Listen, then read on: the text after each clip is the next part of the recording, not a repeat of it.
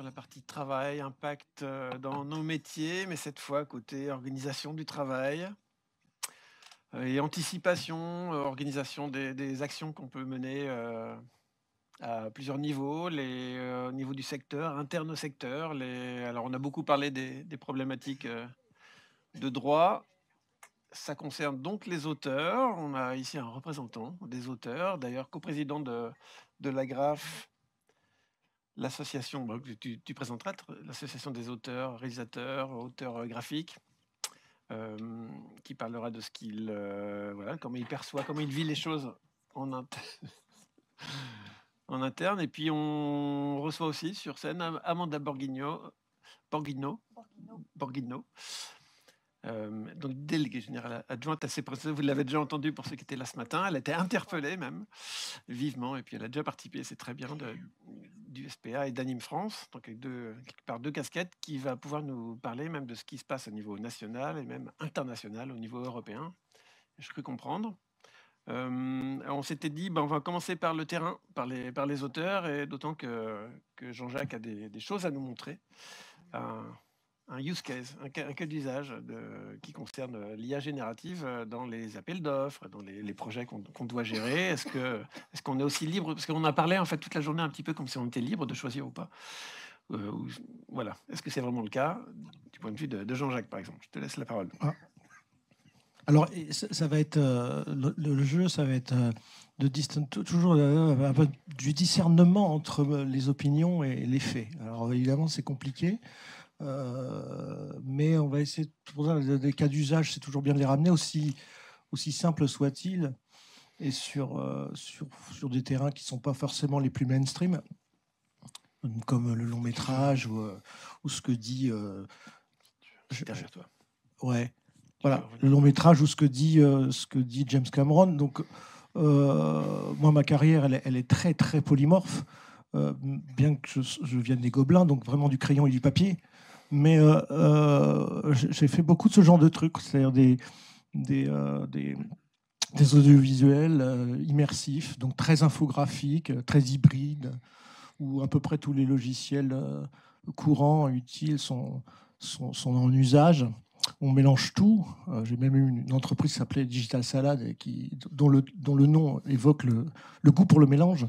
Donc il n'est pas question de ça. C'est le mélange. On est habitué depuis toujours à l'utiliser, et on voit bien que l'IA générative est par essence le plus gros mélange qu'on ait jamais utilisé dans des outils infographiques.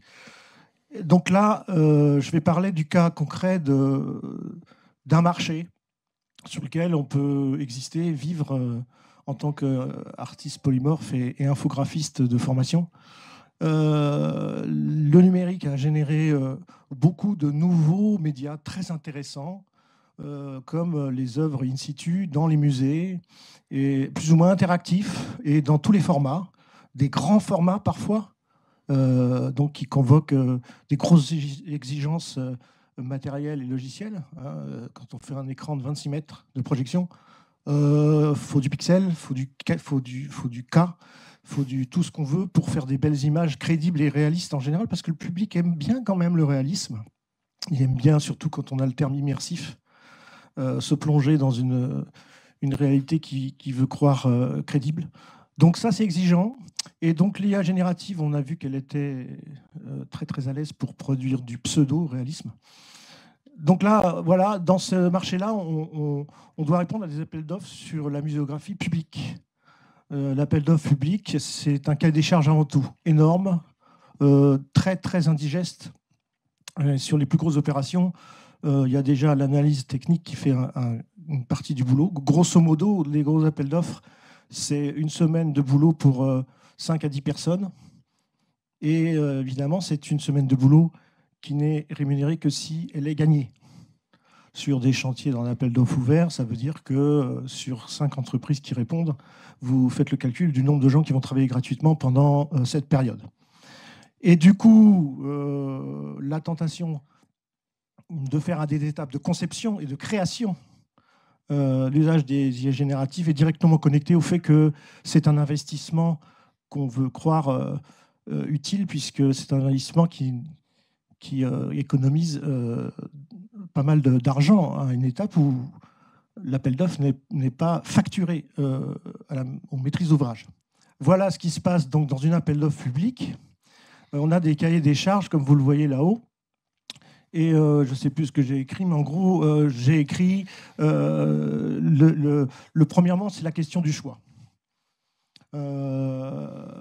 Quand on répond à une appel d'offres, on est confronté déjà à une compétition. Il s'agit d'un concours. Il faut donc gagner. Il faut donc être, entre guillemets, le meilleur, c'est-à-dire correspondre un tant soit peu à toutes les coches, à tous les critères qui sont définis dans l'appel d'offres pour être le candidat le plus adapté. Et évidemment, le temps, le choix, c'est d'abord prendre le moins de risques, correspondre le plus à la demande. Et dans la demande, des fois, il y a ça. Donc ça, c'est très récent. C'est-à-dire il y a des dispositifs qui évoquent directement l'utilisation des IA génératives dans la demande. Donc il s'agit d'un cahier des charges. Il ne s'agit pas d'y déroger. Si on y déroge, on ne répond pas parce qu'on va perdre, tout simplement. Donc cette question du choix, elle est importante. C'est dans un marché comme ça, où on parle de la création de commandes, avec tout ce que ça comporte déjà de contraintes, puisque c'est une commande, eh ben, on est confronté à je travaille dans un marché de commandes, ai-je le choix, indépendamment de mes obsessions artistiques qui sont, de mon savoir-faire, hein, qui sont aussi nourris par ce que j'aime faire ou parce que je sais faire. En tant que graphiste, en tant que scénariste ou réalisateur, je me retrouve avec des choix que j'arbitre moi-même. Mais là, c'est dans le cahier des charges. Donc déjà, la question de savoir si je veux ou pas explorer ces voies et utiliser des outils d'IA générative dans le contexte qu'on connaît, c'est-à-dire avec toutes les polémiques sur le droit d'auteur, qui sont effectivement une partie de mes revenus par ailleurs pour la série télé. Je suis embêté parce que je n'ai pas le choix. Je réponds, ce projet m'intéresse, c'est un projet culturel à vocation pédagogique et scientifique. Je veux y répondre, mais je dois utiliser l'IAG et je ne dois pas l'utiliser par goût pour la découverte et la curiosité, mais parce que c'est marqué dans le cahier des charges. Et le cahier des charges, c'est un marché public. Donc il s'agit évidemment d'un marché qui répond au questionnement aussi des messages qu'envoient les services publics sur l'usage ou non de ces outils disruptifs. Puisqu'on a vu Macron lui-même générer du Ghibli, on peut se poser la question. Donc, j'appuie sur quoi? Le haut, en haut. Celui-là? Non, le grand. Le grand. Je pense. Voilà, ça c'était des extraits, donc je vais vite, hein, parce que bon, là, ces documents sont... C'est extrait de l'appel d'offres, donc c'est publié, hein, c'est public, c'est publié, c'est une appel d'offres, tout le monde peut la consulter. Et on est, voilà, pourquoi générer les images par IA? Si vous lisez dans la définition, donc ce qui est réellement marqué dans l'appel d'offres, que je saurais un jour dire si elle a été réellement écrite par ChatGPT ou non. Pour l'instant, je ne peux pas le savoir, mais je ferai mon enquête. Il y a marqué ceci. Donc, il y a marqué des injonctions à des solutions plus économiques, flexibles, etc. Sur des marchés privés, on est constamment confronté à une demande de faire des prix serrés. Hein. Ce n'est pas nouveau. Un client vous demande une jolie animation packshot pour une montre. Il va quand même vous demander de la faire au meilleur prix. Et souvent, ça se termine par le moins cher, évidemment. Enfin, je veux dire, mis à part quelques cas qui datent de longtemps où on ne regarde pas trop à la dépense sur des marchés de la publicité. Mais aujourd'hui, c'est aussi le prix le moins cher qui gagne. Donc voilà, on a une injonction à l'économie de faisabilité, donc une solution plus économique et flexible. Alors, il y a déjà économique, ça, j'ai fait mon commentaire, et à flexible. Là, non, on vient de passer le week-end à être flexible, je vous le garantis. Donc, qu'est-ce que veut dire flexible dans un cas des charges d'appel d'offres public? C'est-à-dire que ce sont des gens qui ne sont pas des graphistes, même bien qu'une entreprise a été consultée pour fabriquer cet appel d'offres. Et c'est une entreprise c'est probablement un studio d'infographie, en tout cas de création. Oui, mais quand même, il y a marqué flexible, et nous, on n'a pas vu que ça l'était tant que ça. Sans passer beaucoup de temps, comme l'a dit Nico, et sans avoir des compétences experts. Donc l'argument économique dans la même phrase avec flexible, enfin là pour l'instant, j'ai aucune preuve que ça répond, les deux mots peuvent aller ensemble. Alors oui, alors il s'agissait dans cet appel d'offres de créer dans un espace, je vais essayer d'aller vite, de créer dans un espace, donc culturel et scientifique, c'est un musée de sciences naturelles, pour le grand public, certes. Donc, un niveau de compréhension, enfin, on ne rentre pas dans le détail, mais on fabrique du rêve aussi, ça c'est vrai. Donc, pour ça, bon, il s'agissait de fabriquer des documents qui font état ou qui mettent en image quelque chose de très réel, qui est une expédience scientifique dont les traces visuelles sont peu nombreuses, mais il y en a. Mais en tout cas, le dispositif nous demandait de fabriquer des fausses images, en fait, pour illustrer de la réalité scientifique. Alors moi, j'y ai vu un paradoxe, mais bon, je veux quand même faire rêver les gens. Alors on a quand même bossé pour travailler sur cet appel d'offres. Cela dit, j'y vois encore un paradoxe, quand même, entre la nécessité de fabriquer du faux pour raconter du vrai. En animation, on le fait, parce que le documentaire animé, c'est très bien pour aller, en tout cas, donner du visuel à quelque chose qui n'en avait pas à la base. Le document n'en est pas moins respect de la réalité documentaire. On peut travailler avec ça. Bon, sur ce plan-là, les images en question sont des images reconstituées d'un passé qui n'a pas existé, mais qui est censé avoir existé. Sauf que le public, il n'est pas nécessairement très informé de...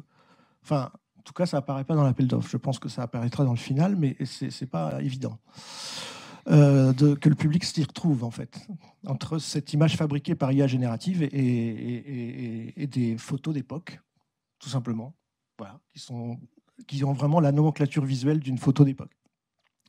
Paradoxe de la demande, voilà, l'image convoquée pour faire du faux, qui ressemble à du vrai. La véracité scientifique, c'est ça qui est demandé dans le cahier des charges.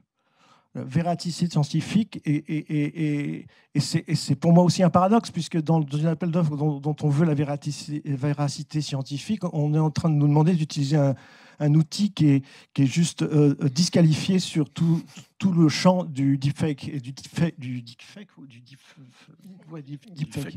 Donc sur justement la fabrication du faux.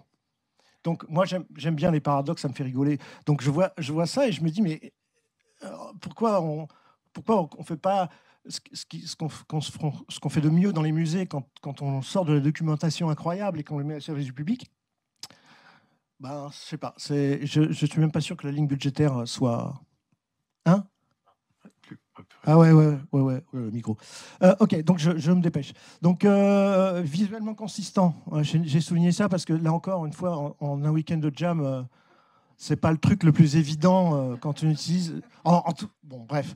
Encore une fois... Tu vas énerver Nicolas. Oui, non, parce qu'il a raison. Nicolas a raison. Il faut du temps et du travail et des compétences.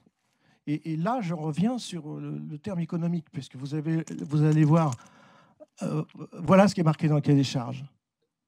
Je ne critique pas, je constate que c'est afin d'éviter un shooting photo en réduisant ainsi les coûts et une plus grande souplesse dans le choix des poses et des costumes.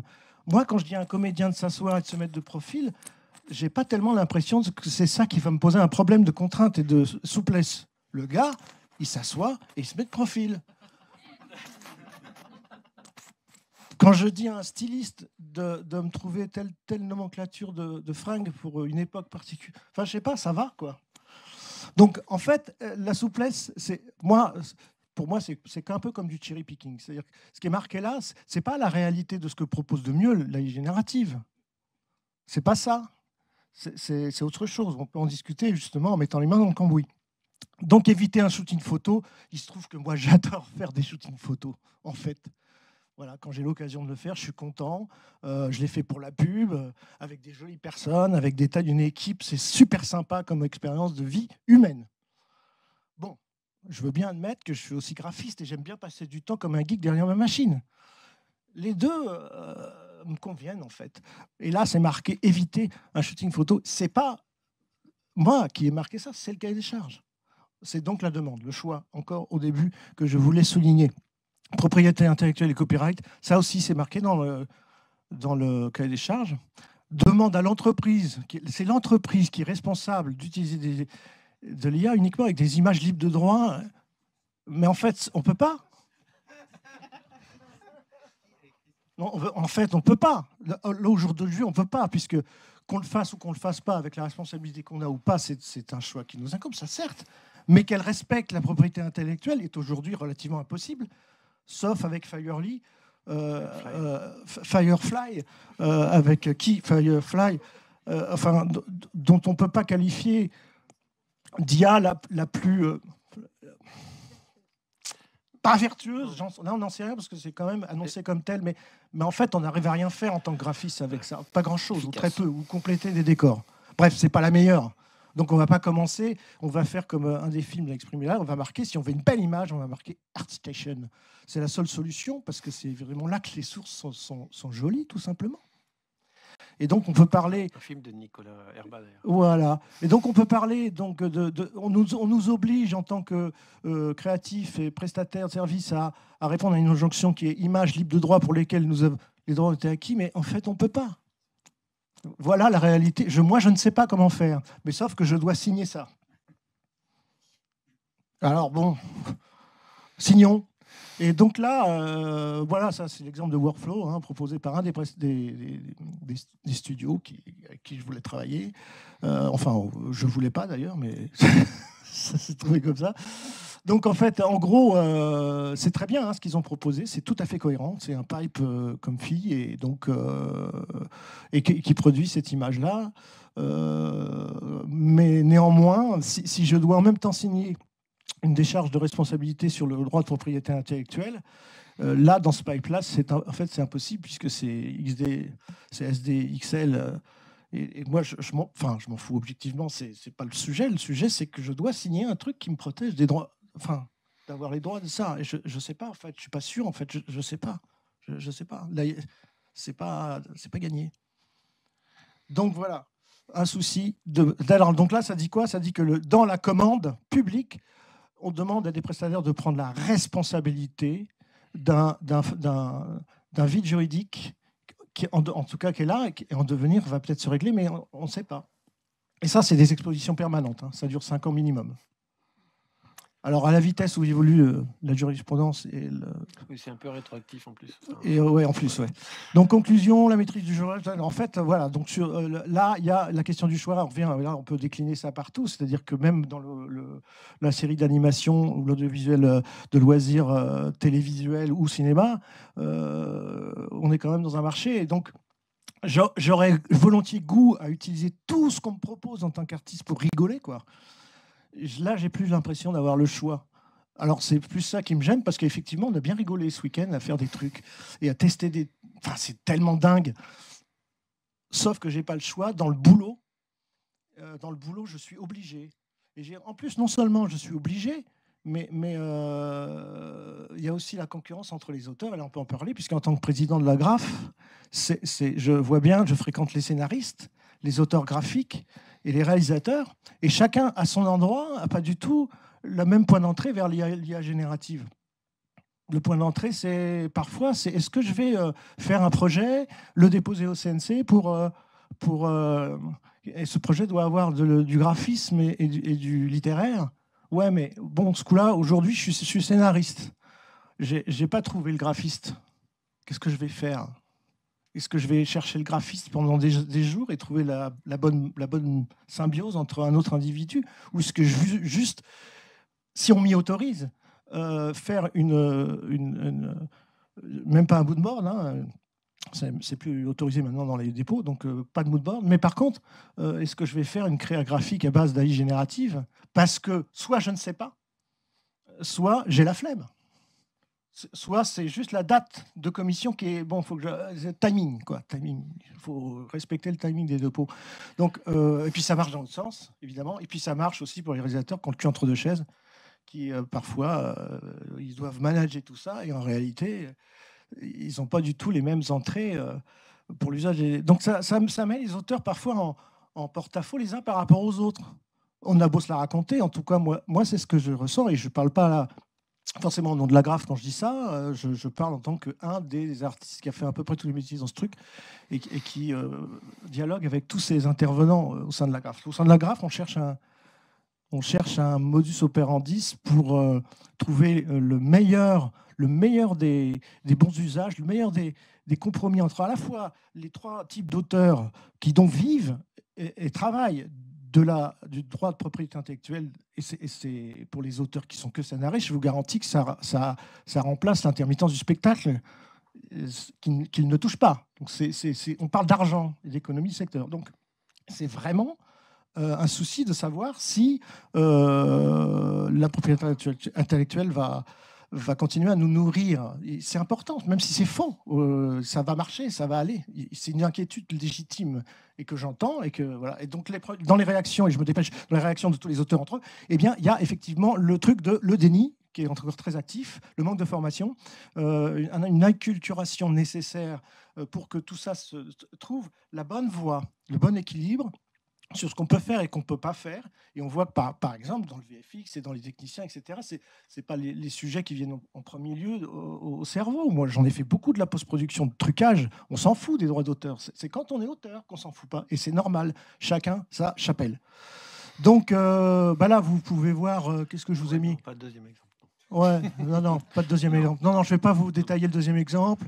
Vous pouvez flasher vos QR codes, vous verrez où ça va.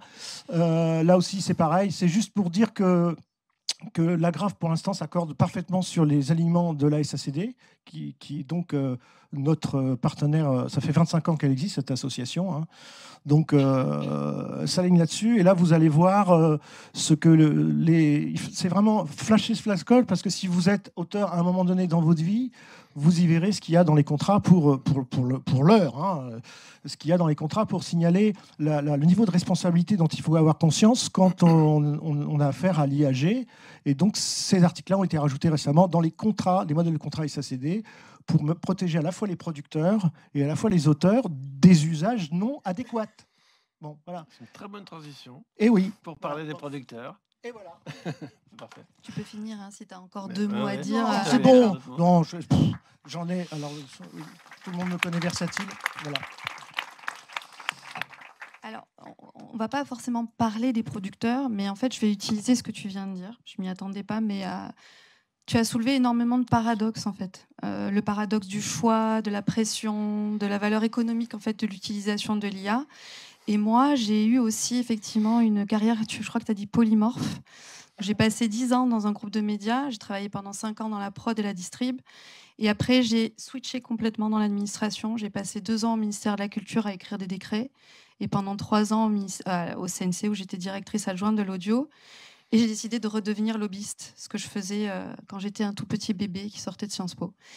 Et en fait, quand je suis arrivée, il y a 1 an, à l'USPA et à Nîmes France, je vous expliquerai après ce que sont les 2 syndicats en question. Ce sont les 2 principaux syndicats qui représentent la production audiovisuelle aujourd'hui en France en termes de représentativité.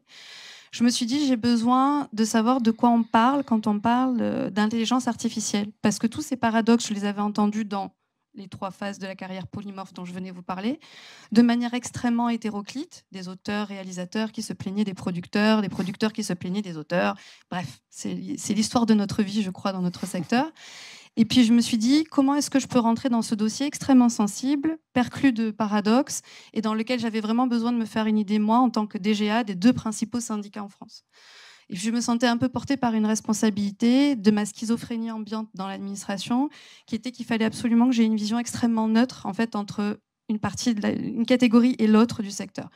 Donc pas nécessairement ce que aujourd'hui ma mission m'impose de faire aujourd'hui, prendre seulement l'intérêt des producteurs en compte. Et donc il y a 1 an, on a créé au sein de l'USPA et à Nîmes France très pompeusement ce qu'on appelait, et je remercie encore Jade, sans qui je ne serais pas là aujourd'hui, mais qui a été une des meilleures contributrices au sein de notre groupe de travail qui réunissait donc des producteurs, donc Frogbox. On a créé ce qu'on appelait un groupe des usages de l'intelligence artificielle. Parce que j'ai compris qu'il fallait qu'on rentre par là, c'est-à-dire pour savoir de quoi on parlait, qui faisait quoi, comment on utilisait l'intelligence artificielle et en fait ce que c'était exactement. C'est là que j'en ai conclu au bout d'1 an qu'en réalité l'intelligence artificielle, on en fait beaucoup de drama et sans comprendre la réalité de ce qu'elle est dans les boîtes de prod. Alors, je ne vais parler du coup que des boîtes de prod, parce que c'est ça qui est intéressant aujourd'hui, en tout cas dans mon intervention à ce stade-là de la réflexion. C'est que déjà, l'intelligence artificielle, elle est partout et depuis toujours dans l'animation. Donc ça, c'était déjà un élément de base des conclusions de notre groupe de travail qui était fondamental et qui me permettra après de vous expliquer tout ce qu'on a mené comme travail en France et à Bruxelles au titre du syndicat, en particulier d'Anime France. Donc, il fallait faire une claire distinction entre ce qu'est l'intelligence artificielle. On a parlé de tous les outils d'intelligence artificielle qui sont utilisés dans l'animation. En tout cas, on a parlé d'une bonne partie d'entre eux. Et qu'il fallait surtout pas en avoir peur, parce qu'en réalité, les producteurs l'utilisaient depuis toujours à des fins de fabrication principalement, pas forcément à des fins de création, que c'était plutôt nouveau, la création.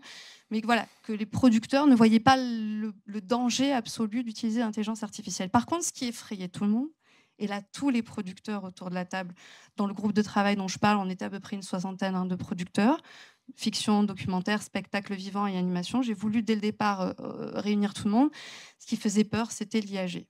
Alors, pourquoi l'IAG ? Principalement parce que les producteurs avaient très peur de la réutilisation des œuvres sous droit sans compensation. Vous savez, on parle souvent des 3 C dans notre secteur.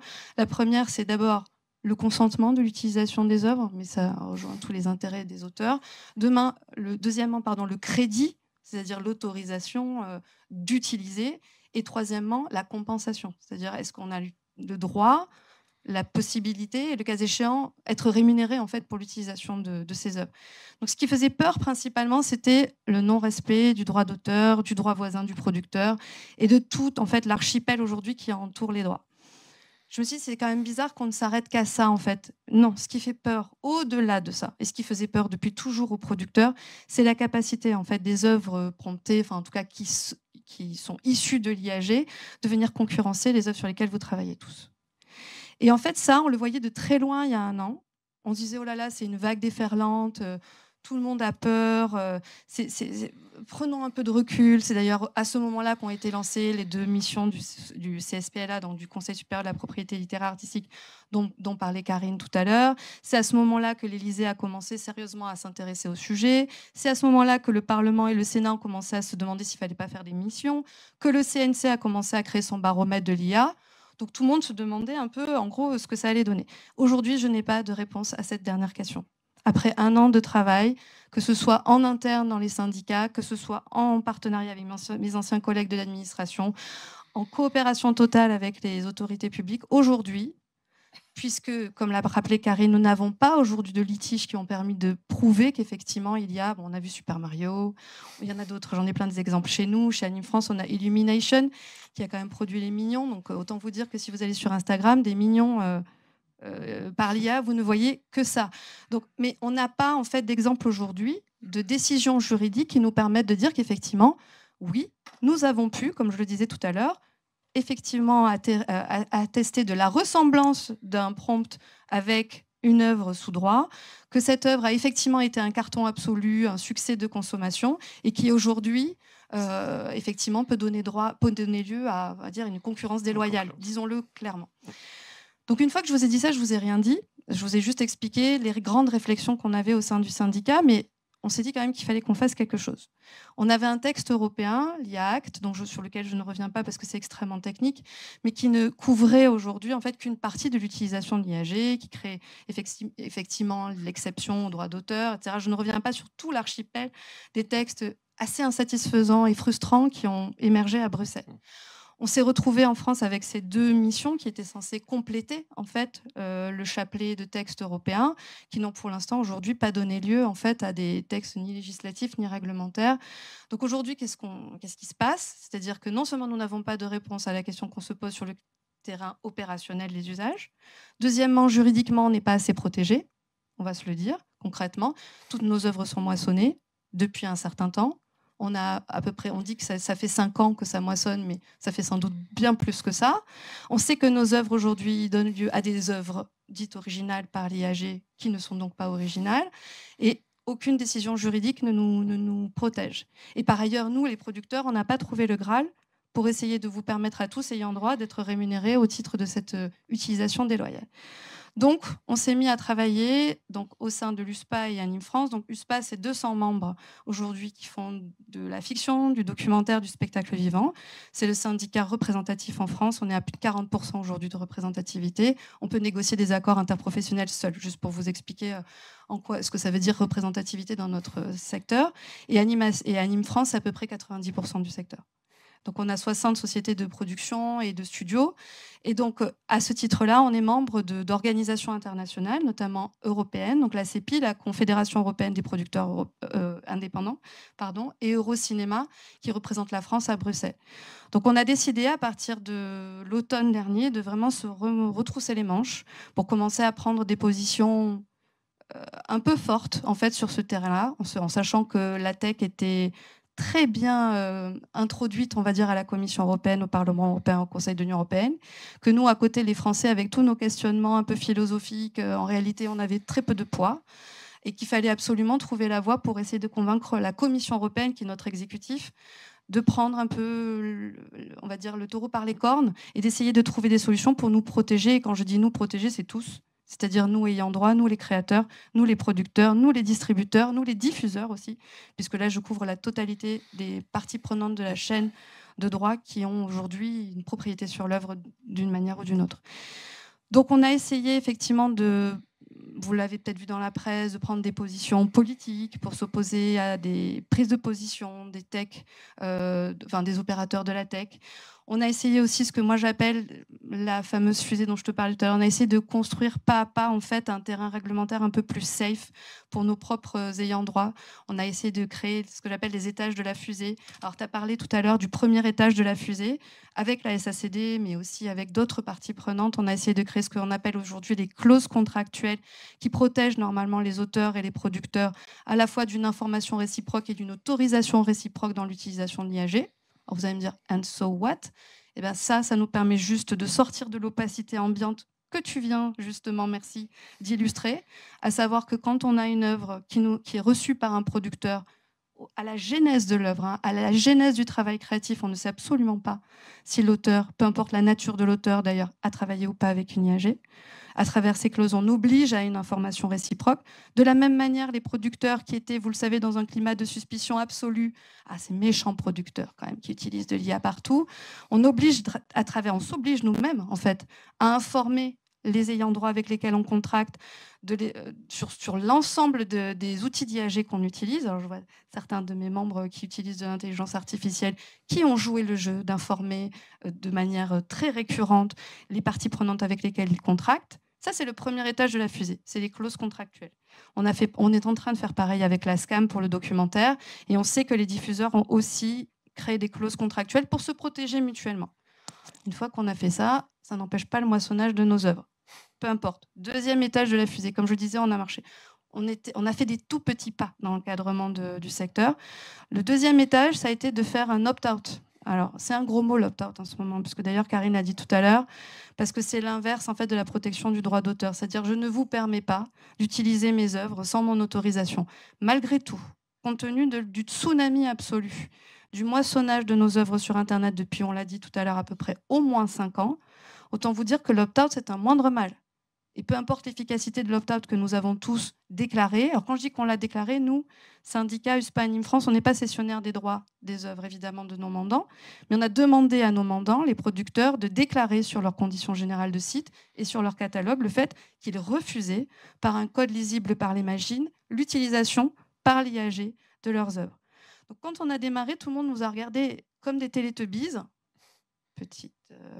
Petit aparté dans le monde de l'animation, qui n'est donc pas de l'animation, pour dire que en fait, tout ça était inefficace parce que l'opt-out, c'est bien, mais il n'y a pas de registre de l'opt-out européen aujourd'hui. Il n'y a pas de plateforme qui permet par la totalité des machines, en quelques secondes, millièmes de seconde, de regarder quelles sont les œuvres qui ne peuvent pas être moissonnées. Donc tout ça ne sert à rien. Malgré tout, l'opt-out est pour nous, sur le terrain principalement du droit, la seule capacité que nous pourrions avoir demain dans le cadre d'un litige pour s'opposer à un OpenAI, un Mistral, un ChatGPT, je ne sais pas qui demain utiliserait nos œuvres sans notre autorisation et pour obtenir, le cas échéant, une compensation juste. Et le troisième étage de la fusée, là ça me permet de parler de tout ce qu'on fait aussi en France en particulier, mais en Europe, c'est qu'on essaye au sein de la ProCirep, j'en ai parlé tout à l'heure, donc la ProCirep, pour ceux qui ne savent pas, c'est l'OGC, l'organisme de gestion collective des droits des producteurs. Donc c'est la gestion collective par nature qui existe chez les auteurs via la SACD, notamment pour l'animation, par la SCAM pour le documentaire. Donc au sein de la ProCirep, de la même manière que notre petit groupe de travail fonctionnait assez bien en fait en interne dans nos syndicats, nos concurrents, le SPI, ont fait pareil, tous les autres syndicats ont fait à peu près pareil, ils ont tous mené leur petit groupe de travail de brainstorm en fait, parce que moi, vous voyez, je pars de Rennes, j'ai un vocabulaire mais de dingue grâce à vous, mais il a fallu aussi avant ça que je passe par mon groupe de travail pour comprendre de quoi on parlait. À l'époque, le prompt pour moi, c'était du chinois, dans le meilleur des mondes. Donc on a réussi en fait à s'acculturer. Je crois que tu parlais tout à l'heure de l'absence d'acculturation, mais après, il fallait être bon sur le terrain économique, financier et juridique. Donc, on a créé la même chose au sein de la ProCirep. Et aujourd'hui, on est à peu près une 60aine de représentants du secteur du cinéma et de l'audiovisuel. Et on a décidé de trouver des solutions sur 3 points principaux. La première, c'est la licitation des offres que nous mettons à disposition sur Internet. Qu'est-ce que ça veut dire ? Ça veut dire essayer de faire prospérer l'opt-out le plus largement possible, de faire en sorte que nos œuvres le plus largement possible avant qu'on arrive à un opt-in. Parce que l'opt-in, on va en venir, on n'y est vraiment pas. Notre Graal. Notre Graal à tous, c'est l'opt-in, c'est-à-dire que quelqu'un vienne nous voir en nous disant « je veux utiliser vos œuvres » en fait. Nous, on aurait dit, bien entendu, aucun problème, et ça coûte tant. Mais cette solution-là, nous ne l'avons pas aujourd'hui. Donc la première étape, c'était bien celle-ci, c'est-à-dire de faire en sorte que la totalité des œuvres diffusées en France aujourd'hui, je parle de diffuser volontairement, pas seulement détenues, mais diffusées, mises à disposition, soit couvertes. Licitation des œuvres. Le deuxième, c'est la recherche d'un modèle de compensation et de rémunération satisfaisant. On va se le dire ici, la gestion collective telle qu'elle existe pour chacun d'entre vous aujourd'hui, pour la ProCirep, pour la SCAM, pour la SACD, est quasiment infaisable lorsqu'il s'agit de l'IAG. Compte tenu des milliards de data qui sont aujourd'hui utilisés pour créer en fait un prompt, mais le plus basique des prompts, il est quasi déraisonnable de penser qu'on arrivera à remonter la totalité des sources, malgré tout le chapelet que j'ai décidé de ne pas vous esquisser à cette heure-là de la journée pour ne pas vous perdre, à savoir le template, le code of practice, l'IA Act, etc. Et de tout ce qu'on est en train d'essayer de construire à Bruxelles. À Bruxelles, c'est-à-dire, donc, autant vous dire, avec des philosophies, des coutumes juridiques extrêmement différentes d'un pays à l'autre. Mais peu importe, on a décidé, nous, qu'on allait y aller. C'est-à-dire qu'on allait vraiment essayer de concevoir quelque chose qui s'approche donc de la gestion collective. Donc on essaye de travailler au sein de la ProCirep à la création d'un mandat qui serait confié à la ProCirep le cas échéant, sur une offre, tout ou partie de l'offre, qui serait confiée par les ayants droit et sur laquelle on essaierait d'obtenir des rémunérations. On est tout petit dans cette négociation. Et pourtant, chez moi, côté USPA, j'ai Media One, j'ai Banijé, j'ai Fédération, j'ai Xilam, j'ai Superprod, j'ai Samka, j'ai Frogbox, j'ai des grands groupes. J'ai tout type de groupe d'ailleurs. Vous avez mentionné Perrine tout à l'heure qui ne veut pas entendre parler de l'IA, elle est dans mon conseil syndical. Donc j'ai tout type de groupe. Mais nous, la base de notre réflexion aujourd'hui, c'est comment on fait pour protéger tout le monde. Les producteurs qui le souhaiteront, ils donneront le mandat à la ProCirep. Ceux qui ne le souhaiteront pas, ils iront négocier en direct. Mais aujourd'hui, en l'état actuel de la situation dans laquelle on se trouve, et j'en rebondis sur ce que tu viens de dire, où on est complètement schizophrène opérationnellement, parce que moi, dans mon groupe des usages, mes producteurs ils disent je ne force pas un auteur à utiliser de l'IAG. Ce n'est pas vrai. Non. J'ai des producteurs qui m'ont dit ah ben non, mais moi j'ai des auteurs qui sont complètement appétents à travailler sur de l'IAG parce que pour eux c'est même plutôt quelque chose de qualitatif. J'ai d'autres producteurs qui m'ont dit mais arrêtez de dire que l'IA c'est de l'économie d'échelle. En fait, l'IAG jusqu'à maintenant, ça n'a fait que me coûter de l'argent.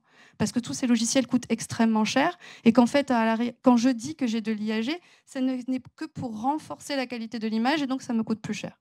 D'ailleurs, je ne sais plus qui disait tout à l'heure, c'était hyper intéressant, c'est que du plus en fait. Parce que ça n'est... Et puis après, je vous passe tous les auteurs et producteurs, enfin les producteurs, et moi j'ai des auteurs-producteurs aussi évidemment chez moi, qui m'ont dit plusieurs fois, mais en fait c'est tellement compliqué qu'on préfère s'en extraire. J'ai même des groupes qui ont des CTO spécialisés en IAG. Donc vous voyez un peu le panel de représentants. Mais la base aujourd'hui de la réflexion et du cœur de la réflexion qui doit être la nôtre, c'est de combattre cette schizophrénie, c'est-à-dire de se dire, OK, l'IAG n'est pas un danger. Il faut dédramatiser la situation. Nous trouverons des solutions économiques, juridiques et opérationnelles pour le déploiement de l'IAG, premièrement. Deuxièmement, ce serait bien de le concevoir comme un outil un atout pour la France, un atout pour la compétitivité de notre secteur. Ça, c'est le mandat que j'ai, moi. Au titre de mes 2 syndicats, c'est de trouver une voie qui soit la plus suisse possible, la plus neutre possible. C'est-à-dire de ne pas vous empêcher, à vous les auteurs, tu me le disais toi-même, d'utiliser l'IAG. Alors, quand vous êtes contraint de le faire, j'aimerais bien savoir d'ailleurs qui a écrit cet appel à projet, on en reparlera. Premièrement, au-delà des contraintes qui vous sont imposées par vos clients, comme vous le dites, vos commanditaires, au-delà des contraintes qui pourraient vous être imposées par vos producteurs et au-delà de vos souhaits, tu parlais du choix, on n'oblige personne à utiliser de l'IAG. Après, il y a des contraintes économiques, financières et opérationnelles dans le cadre de l'animation qui font que. Voilà. Et donc, pour finir là-dessus, sur ce qu'on fait aujourd'hui à Bruxelles, donc on a déclaré à travers une charte de la culture et de l'innovation, puisqu'à Bruxelles, aujourd'hui, on n'est que sur le terrain politique, des grands principes. Vous l'avez compris, on n'arrive pas pour l'instant à creuser le sillon de textes qui soient les plus précis possibles, qui permettront demain, on l'espère, de faire un peu peur en fait, à ces éditeurs de logiciels pour qu'ils comprennent en fait, qu'on ne se laissera pas faire et qu'avec nos petits bras, nos petites armes, on essaiera de venir compléter la législation européenne. Et ensuite, à Paris, évidemment, à travers toutes les missions que j'ai notées tout à l'heure, on réfléchit désormais, et ce n'est pas un secret, à des mesures législatives qui viendront, le cas échéant, couvrir davantage les ayants droit. Mais pas de leurre, pas d'illusion. Aujourd'hui, la rémunération que nous pourrions tirer, elle sera forcément parcellaire, insatisfaisante, mais en aucun cas une licence globale. C'est-à-dire que pour autant, on n'abandonnera pas le combat de la rémunération la plus proportionnée, juste possible et raisonnable au regard des actifs que, grâce à nos œuvres, ces machines sont en train de créer. Merci. Non, pas ça. Est-ce qu'il y a des questions? Il y a des questions, voilà. Question bête, il y a des questions. Je vais prendre un des 2 micros. Ou tu... ouais. Comme ça, je reste avec vous. On fait front ensemble. Vous en partagez un.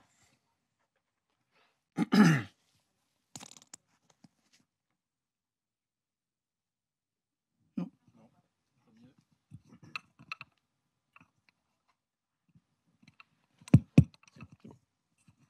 Bonjour, merci Jean-Jacques pour cet exemple. Et je voulais confirmer, effectivement, moi je travaille avec un producteur qui travaille régulièrement avec des musées. Et je confirme ça, on en a parlé pas plus tard qu'il y a 1 mois. Il me disait, la bonne nouvelle, c'est que ça y est, les appels d'offres publics repartent, parce que ça avait été pas mal freiné l'année dernière. Les appels d'offres publics repartent. Et par contre, alors pour lui, pour le coup, lui, il est assez appétent par rapport à l'IA, il aime bien la technique, les évolutions, etc. Mais il m'a dit exactement la même chose. C'était un gros appel d'offres pour un musée. Il m'a dit, voilà, je suis confrontée au fait de devoir dire que je fais de l'IA parce qu'il présente vraiment comme un atout en disant, voilà, si vous montrez que vous faites de l'IA, ça va nous montrer que vous allez faire des économies, comme si c'était forcément lié. Et il dit, par contre, je dois signer quelque chose. C'est le respect du copyright. Et il m'a dit exactement la même chose. J'en suis absolument incapable. Et pareil, il se dit, je fais quoi? Il a besoin aussi de faire rentrer des projets. Voilà, donc c'était pour confirmer ça. Vous n'êtes pas le seul merci, dans la même je crois situation. Que de toute façon, on va trouver du copier-coller. Les dossiers d'appel d'offres, c'est souvent du copier-coller. En fait, là, on est vraiment dans un problème d'acculturation de l'administration, en fait. C'est-à-dire que, pourtant, à travers les rapports dont on vient de parler, on a tous été auditionnés, nous, les syndicats, par Alexandra Benamou, par Joël Farchier, etc., pour expliquer la réalité, en fait, opérationnelle, et de dire qu'on est incapable, aujourd'hui, même si on utilise des outils de ce type-là, de remonter la chaîne de droit. En fait, de garantir la réalité de la protection du droit. Donc, on l'a dit, mais le problème, c'est qu'aujourd'hui, il faut insister là-dessus. Je sais que le CNC, par exemple, se questionne aussi sur ce qu'ils peuvent faire à travers des notes d'intention ou à travers des process, en fait, de contrôle ou d'observation, en fait, de l'utilisation de l'IA. Mais il est important de rappeler, et je profite, de cette possibilité de le faire publiquement, que, en fait, nous, les ayants droit, nous en sommes aujourd'hui incapables parce que ces outils ne sont pas transparents. Donc, il faut arriver à trouver la juste voie entre nous permettre d'utiliser des outils pour rester compétitif au regard d'un marché qui, je le rappelle, sur l'animation est plus qu'international. Et deuxièmement, nous permettre aussi de respecter le droit, tout simplement. Mais c'est aussi un sujet du côté des autorités en réalité, plus que des mandants. Merci. Vous me coupez un petit peu l'herbe sous le pied, parce que ma question, c'était comment prouver objectivement qu'une œuvre fait partie d'un corpus qui a servi à entraîner un modèle. sur lequel se base l'intelligence artificielle. Je ne sais pas, on a plus ou moins vu passer des outils. Par exemple, on peut interroger la base de données Lion 500, 400B, 5B. Ouais. On peut interroger la base de données sur le site c'est quoi déjà, Lion, de Lion, ouais. Et qui donc est un des modèles les plus... Un dataset, hein, donc texte, une association entre l'image et le texte pour alimenter les modèles. On peut l'interroger sur leur site et normalement, avec les bons mots-clés, on peut trouver si une œuvre, en tout cas, fait partie de ce dataset-là. Alors, je ne sais pas, moi, je ne suis pas capable. J'ai trouvé des tas de potes. Je n'ai pas trouvé mes images, parce que ça, c'est une question de notoriété par rapport à mon travail de graphiste. Bon, voilà, je ne suis pas assez mainstream. Mais par contre, des tas de potes, ouais, je les ai trouvés, ça, c'est certain. Après, je me suis juste contenté de leur envoyer le lien, mais c'est la seule chose que moi, je connais, en tout cas, pour interroger une base de données. Je crois, mais pour autant, c'est pas savoir le pas objectif. Oui, d'ailleurs, d'ailleurs, en parallèle à ça, avant que tu répondes, il y a un effort qui s'appelle Spawn.ai qui essaye de faire un catalogue des opt-out, en tout cas, et d'aider à le faire. Alors, le combat, il se passera à Bruxelles, en fait, concrètement. C'est-à-dire que c'est le fameux registre européen des opt-out. C'est la première étape dont je vous parlais quand je vous disais qu'on allait étage par étage dans la fusée dont on ne connaît pas le nombre des étages. Il faut absolument qu'on ait un registre européen qui nous permette, en fait, pour nous, les ayants droit, pour chacun de vous, les ayants droit, d'aller déclarer en fait, le fait que vos œuvres ne sont pas moissonnables. Ça, c'est le premier sujet. Malgré tout, ça ne vous protégera pas absolument du moissonnage. Ça, c'est le deuxième sujet. Le troisième sujet, c'est que de notre point de vue, on ne pourra passer que par le juge.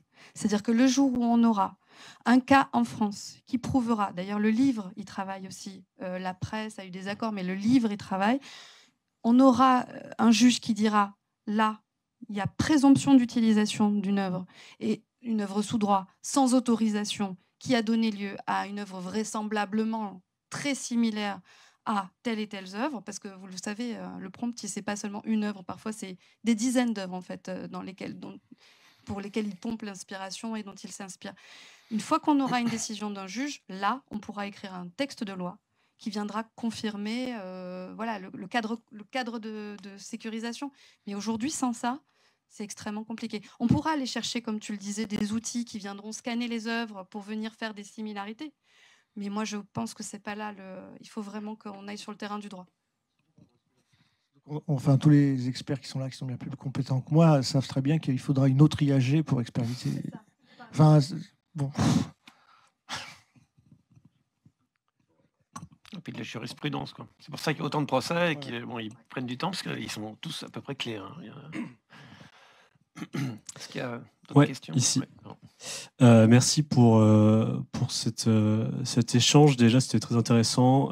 J'allais en effet poser une question aussi sur la transparence, sur le traçage des données. De ma connaissance, il me semble très compliqué de prouver que voilà, pour une génération, il y a eu telle ou telle donnée utilisée, sauf si on est dans un cas vraiment de copier un style graphique, par exemple. Mais donc, je trouve la réponse assez pragmatique de parler du juge. Je pense aussi, donc ce sera plutôt une remarque qu'une question, il ne faut pas, à mon sens, il ne faut pas voir les éditeurs de logiciels comme des espèces de monstres ou d'ogres qui mangent toutes les infos qu'ils peuvent trouver sur Internet sans scrupule. Il y en a bien sûr qui en font partie. Moi, je travaille dans le secteur de la 3D et je sais qu'on a beaucoup de concurrents en Chine qui sont dans ce groupe-là. Mais il y a d'autres acteurs, d'autres éditeurs de logiciels qui font vraiment attention aux données qui sont utilisées lors de l'entraînement et qui pour autant ont plutôt des résultats moins bons que des concurrents qui en ont rien à faire et qui n'ont pas de récompense des récompenses entre guillemets de cet usage plus éthique des données. Et donc on parle pas mal de Bruxelles, je pense qu'il y a aussi quelque chose à faire sur le financement spécifiquement de ces éditeurs de logiciels qui ne sont pas là pour remplacer des artistes et pomper l'art des autres, mais accélérer les usages et autres, comme on a pu en parler ce matin. Ouais. Bah oui. Tu avec un beau t-shirt chat 3D, donc on aura compris que tu parles de connaissance de code. Dans le même champ de, dans le même champ de réflexion, si tu veux, oui, il y aurait peut-être une hiérarchie à émettre et sur lequel tout le monde soit d'accord sur un degré, une corrélation entre le degré d'intervention humaine, donc peu importe où ça se passe, et le degré d'intervention du logiciel. Oui, c'est sûr qu'entre accepter dans les 10 itérations la 5e image générée et dire OK, c'est là que je veux, je me l'approprie en tant soit peu, je dis c'est mon truc, c'est mon boulot. Et puis un travail de multiprocess, recombinaison, mélange technique, fait à base de toutes sortes de modèles, et puis recombinaison, et tout d'un coup, on obtient un nouveau truc. Ça s'apparenterait évidemment un peu plus à du collage. Le collage, c'est connu dans l'art des arts plastiques depuis longtemps, et ça pose de problème à personne. Dans la musique, on connaît le sample. Tout ça, ce sont des parallèles, enfin des comparaisons hasardeuses, parce que là, le degré d'intervention humaine, il est juste flottant. Il n'y a qu'un juge qui peut dire vous avez, voilà, c'est quoi? Parce que c'est même pas parfois du temps, en fait. Parfois, c'est juste la bonne idée, alors qui se concrétise par un assemblage malin ou quelques mots dans un prompt. Alors là, il est question de décider si le prompt est un texte qui est régi par les mêmes lois que... La jurisprudence est plutôt d'accord pour dire non. La jurisprudence, pour l'instant, est plutôt d'accord pour dire non. Et à partir de combien de lignes, finalement? D'autant qu'on écrit beaucoup de prompts qui nous demandent d'écrire d'autres prompts. Mais on va s'arrêter là-dessus, parce qu'on voit qu'en tout cas, qu'il y a pas mal de, de travaux. Pas de digression, et pas mal de travaux. Merci beaucoup. Merci de votre écoute. On va passer la parole à ceux qui l'ont pris déjà pour